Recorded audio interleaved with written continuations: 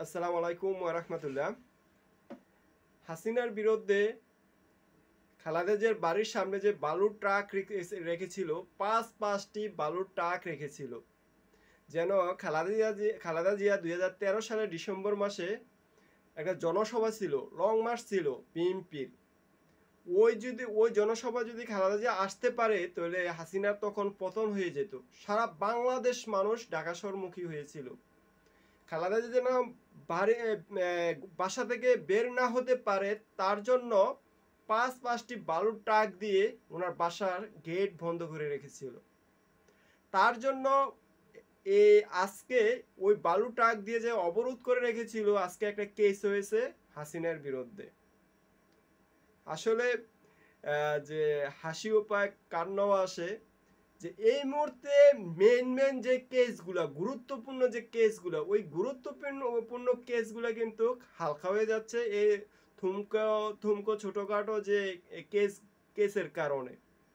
রাজনীতি মামলা বলে খারিজ করে দেয়, একটা সুযোগ। তাহলে আমরা যেন যে ওই যে একটা ঘটনা, তুচ্ছ ঘটনা, ওইটা তুচ্ছ ঘটনা না, মানে এই মুহূর্তে তো অনেক অনেক বড় বড় ঘটনা আছে। ওটা নিয়ে কেস যদি গুরুত্বপূর্ণ পায়, কারণ বালুরটাকে ওটা রাজনীতি বলে খারিজ করে দিবে, তা অন্য অন্য কেসগুলো খারিজ করে দিবে। তার জন্য আমি মনে করি যে মেন যে হাসিনা অপারেশন করছে, যে অন্যায় করছে, অত্যাচার করছে, জুলুম করছে, গুম করছে, হত্যা করছে, এগুলো নিয়ে সবসময় মানে সজাগ থাকা দরকার। এগুলো নিয়ে এখন কেস করা দরকার। তাহলে দেখেন, যে কোনো বিষয় যদি কেস করে দেন, এটা রাজনীতি মামলা বলে এগুলো খারিজ করে দিবে। তাহলে আমরা সঠিক বিচার থেকে আমরা বঞ্চিত হব। তার জন্য আমরা খুব কেয়ারফুলে হাসিনাকে যেভাবে ফাঁসানো যায়, যে উনি যে অন্যায় করছে, জুলুম করা যাবে না, কারণ আমরা তো আখেরাত বিশ্বাসী। উনি যে অন্যায় করছে, অন্যায় শাস্তি যেন পায়।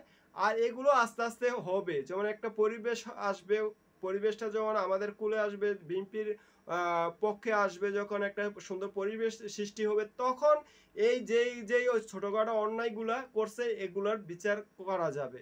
এখন আমাদের দরকার হলো মেন পয়েন্টগুলো ধরা, তারপরে আস্তে আস্তে ক্রমান্বয়ে এরপর যখন মেন পয়েন্টই ধরা হবে, তখন এই ছোটগুলাটি রেখে দেওয়া দরকার। হাসিনা যখন গেম খেলাইতো, যে কোনো একটা ইস্যু ধরিয়ে মানুষকে ফাঁসাই দিত, আর উনি তো এগুলো ইস্যু নাই, উনি তো করছেন। তো এগুলো ভবিষ্যতের জন্য রেখে দেওয়া। আল্লাহ তালা আমাদেরকে যেন সঠিক বুঝ দেয় এবং কি আমাদের দেশটাকে শান্তি একটা দেশ করার তৌফিক দেয়। সবাই সবার জন্য দোয়া করবেন। আর আমার যদি ভিডিও ভালো লেগে থাকে, আমার চ্যানেলটাকে সাবস্ক্রাইব করবেন, লাইক শেয়ার দিয়ে পাশে থাকবেন, ছোট ভাইয়ের জন্য দোয়া করবেন। আমি শাহজাহান। আসসালামু আলাইকুম ওয়া রাহমাতুল্লাহ।